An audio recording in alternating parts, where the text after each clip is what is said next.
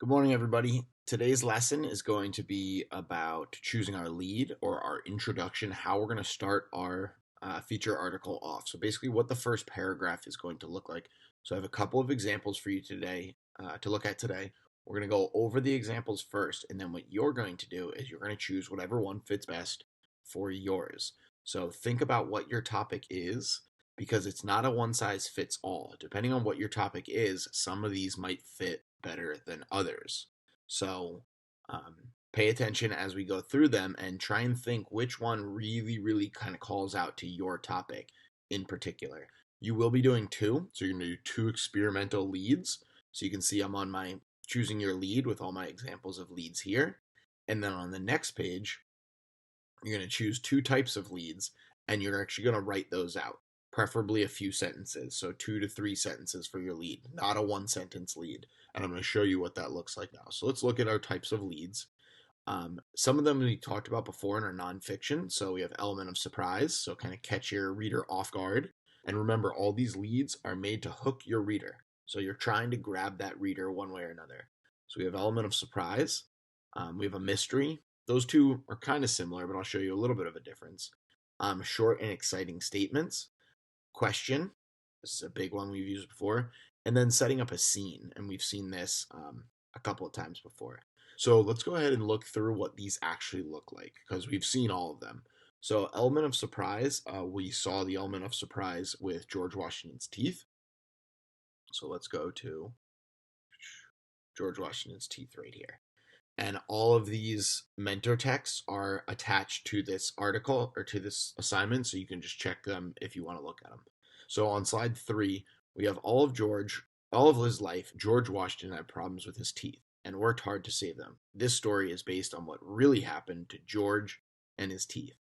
So the fact that we're telling an entire story about just George Washington's teeth is kind of catches you off guard, kind of catches you kind of pulls you in and makes you feel more interested in the story because we've all heard of George Washington's teeth and we want to know more. So that's kind of we're telling a whole story about his teeth, kind of going to catch you on that one.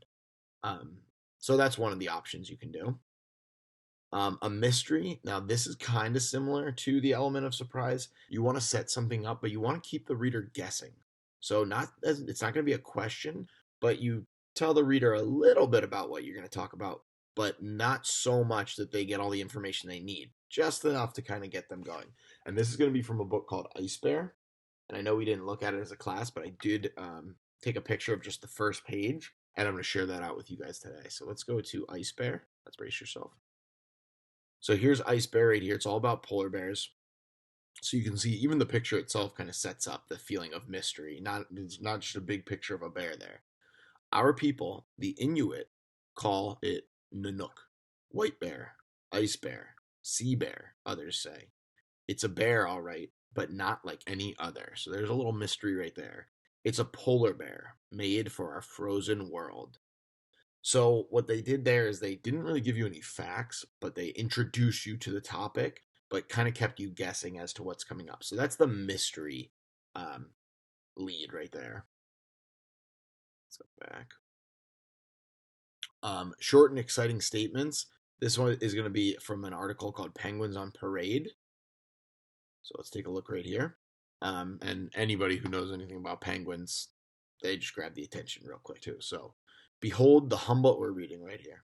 Behold the humble penguin. These flightless black and white birds aren't much to look at, really. Short and squatty with wings like flippers. They waddle around awkwardly on land and certainly can't soar like eagles. But there's more to the penguin than meets the eye. So, kind of short, quick sentences, couple little facts in there, but really you're leaving it open to the reader's imagination to grab that reader.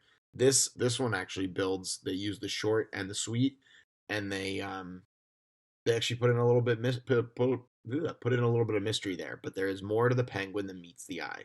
So that last sentence there is really where we're grabbing the reader, keeping the reader so they want to know more. There's more than meets the eye. I wonder what that is. I want to read on. So that's what we're going for today. That hook, that grab. Questions. This one we've used 100 times before, so I'm not even going to put up an example of that.